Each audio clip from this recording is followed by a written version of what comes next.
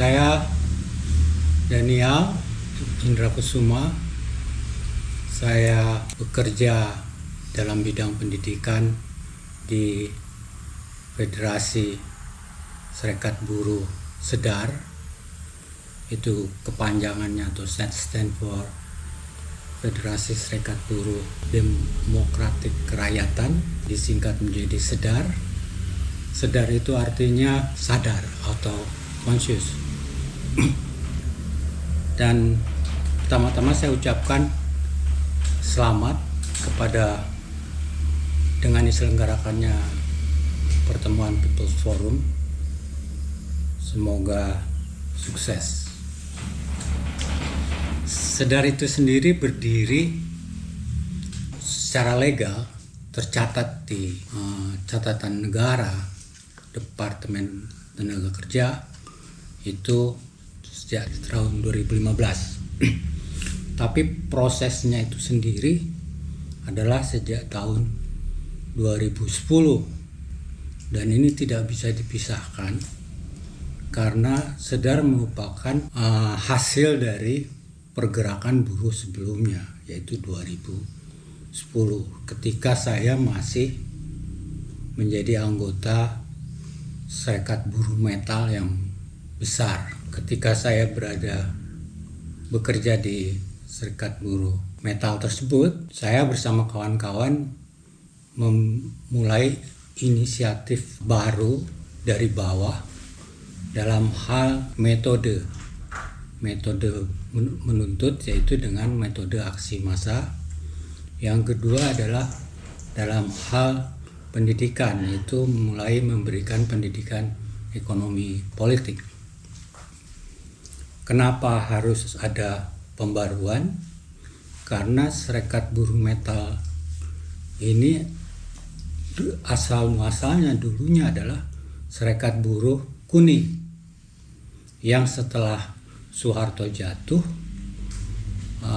mereka memisahkan diri dari Serikat Buruh Kuning bentukan Soeharto, karena dulu hanya diperbolehkan satu Serikat Buruh Kuning itu, yang justru diinisiatifi oleh tentara militer. Nah, itulah sebabnya kenapa ketika terjadi reformasi tidak ada perubahan signifikan walaupun mereka sudah memisahkan diri dari Serikat Buruh Kuning, baik dalam hal metode menuntut maupun dalam hal kesadarannya. Mereka mulai mendapatkan kesadaran yang baru, tapi dipasok oleh NGO yang induknya kebanyakan dari Eropa dan Amerika. Nah, akibat adanya pembaruan itu yang dimulai bahkan dari 2 pabrik, maka mulai ada perkembangan terutama dengan metode pengajaran ekonomi politik dan metode aksi massa. Maka mereka berhasil menghimpun pabrik-pabrik lain untuk bersolidaritas terhadap 2 pabrik tersebut dan mulai melakukan apa yang dinamakan pengepungan atau pendudukan pabrik. Bahkan sampai yang rekor adalah 15.000 buruh lebih mengepung pabrik-pabrik. Bahkan dalam aksi-aksi masanya bisa puluhan ribu. Bahkan yang paling mengagetkan banyak orang adalah kemajuan dalam hal public meeting. Serikat buruh inilah yang pertama sekali di luar partai politik yang berhasil melakukan public meeting di stadion utama, stadion nasional yang kapasitasnya 100.000. Pada waktu itu berhasil diisi oleh 80.000. Prioritas hanya dari satu distrik, kabupaten, yang terdiri dari 8 kawasan. Nah, itu keberhasilan dari metode baru. Bahkan bisa didorong ke tuntutan-tuntutan dan gerakan politik, misalnya menuntut jaminan sosial, dan itu berhasil. Baru pertama kali inilah dalam sejarah Indonesia buruh berhasil menuntut diundang-undangkannya jaminan sosial, walaupun masih sifatnya social insurance, bukan gratis seperti di negeri-negeri sosialis. Keberhasilan politik lainnya adalah menuntut dicabutnya beberapa undang-undang. Keberhasilan ini terhenti dengan adanya kompromi dengan pengusaha dan mulai bekerja sama dengan partai-partai yang ada, yang sebetulnya bukan alternatif bagi rakyat. Komprominya itu menghasilkan ditariknya metode-metode aksi tersebut. Dilarangnya pengajaran ekonomi politik. Bahkan aku sendiri dipecat karena melakukan kritik terhadap perubahan tersebut. Mereka memang berhasil mendirikan partai buruh, tapi pendirian partai buruh ini justru dalam keadaan merosotnya gerakan buruh mereka, gerakan buruh secara keseluruhan. Jadi bukan pendirian partai buruh dalam keadaan gerakan buruh memuncak atau meluas, tapi dalam keadaan menurun. Misalnya public meetingnya sekarang semakin menurun, tidak bisa lagi diselenggarakan di stadion utama nasional tersebut, makin mengecil di gedung-gedung yang makin mengecil, dan capaian-capaiannya itu tidak ada, bahkan undang-undangnya semakin setback. Yang dulu ilegal dalam undang-undang lama kemudian keluar undang-undang baru menjadi legal. Kemudian ada aturan juga buruh tidak bisa lagi menentukan upah minimum, tapi ditentukan oleh pemerintah. Jadi tidak bisa ada diskusi tripartit lagi. Yang terakhir adalah dikeluarkannya Omnibus Law yang mempermudah buruh-buruh magang menjadi bisa dipekerjakan seperti buruh tetap dalam hal jangka waktu, walaupun upahnya di bawah UMK, tidak sama dengan buruh tetap. Ketika saya keluar, maka ada beberapa pabrik yang hasil daripada gerakan tersebut yang turut keluar untuk mendirikan serikat buruh Federasi Sedar tersebut, dan berhasil menghimpun 12 serikat buruh. Kemudian sekarang menurun menjadi 11 serikat buruh pabrik basis, dikarenakan yang satu ada PHK massal. Federasi Sedar bisa dikatakan berbeda dengan federasi lainnya dalam hal langgam atau pola atau pattern. Misalnya ini yang tidak ada dalam serikat-serikat lain. Program pendidikan itu kontinu setiap minggu 1 kali pada hari Jumat pada malam hari untuk yang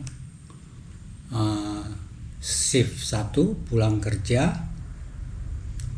dan untuk yang shift 3 yang pulang pagi kemudian bisa ikut pendidikan pada sore hari. Minggu berikutnya bisa berubah, shift yang ikut itu bisa berubah. Nah, perbedaannya adalah dia kontinu dan untuk seluruh anggota. Kalau sekiranya aula kami itu penuh kami pindah ke gedung lain atau sewa gedung lain yang lebih besar. Jadi kalau serikat lain hanya pengurus-pengurusnya saja, dan itu pun bayar. Kalau kami tidak bayar. Yang kedua perbedaannya adalah dalam hal isian pendidikannya. Pertama, kami mengajarkan pendidikan hukum, tapi bukan dalam arti ius constitutum, bukan berarti mengajarkan hukum positif yang berlaku sekarang, tapi juga mengajarkan ataupun mencari rekomendasi dalam bentuk ius constituendum. Jadi hukum apa yang sebaiknya, yang lebih benar, sewaktu-waktu akan menjadi draft tuntutan politik terhadap pemerintah.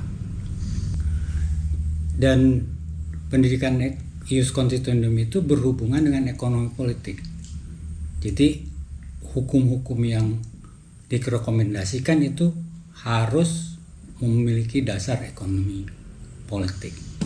Karena kami mengerti bahwa buruh itu lemah dalam hal abstraksi, dalam hal teori, maka ada struktur epistemologi di mana pendidikannya diajarkan dulu sejarah, realita, baru ditarik ke teori untuk mengartikulasi atau mensistematika hukum-hukum realita atau sejarah tersebut. Kemudian barulah ditarik ke tingkat filsafat. Kemudian metode kedua adalah ada juga komite aksi. Dia ada khusus komite aksi untuk melakukan direct action. Kemudian juga ada paralegal, di mana ditujukan agar buruh bisa mengadvokasi buruh. Bahkan mereka disekolahkan sehingga menjadi advokat. Jadi sudah ada beberapa, lima menjadi advokat buruh.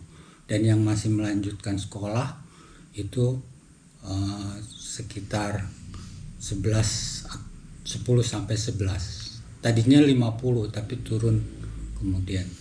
Dan ini dibiayai organisasi atau mereka menabung 250.000 satu bulan untuk kuliah lagi di universitas terbuka. Kemudian juga ada kelompok baca. Kelompok baca yang mengajarkan sejarah dan hukum-hukum sejarah dari novel-novelnya. Dan kebanyakan pesertanya perempuan. Ya, kemudian juga ada konsolidasi. Pertemuan konsolidasi besar, seluruhnya sedar. Pertemuan konsolidasi di pabrik masing-masing. Kemudian juga pertemuan perwakilan-perwakilan pabrik untuk mengevaluasi dan merencanakannya ke depan. Ada beberapa lagi metode-metode yang berbeda dengan serikat buruh. Misalnya juga dalam soal dana. Mereka dipungut iuran tapi tidak diserahkan kepada federasi, tapi dipegang oleh serikat buruh masing-masing di pabrik. Dan bila sedar ada keperluan, misalnya untuk aksi, untuk sewa gedung, dan sebagainya, maka kita perhitungkan dan mereka memberikan sumbangan. Sumbangan lainnya adalah ketika mereka menang, kalau mereka kalah misalnya di PHK, 1 rupiah pun tidak boleh diambil. Karena kami berpendapat orang di PHK itu adalah kena musibah.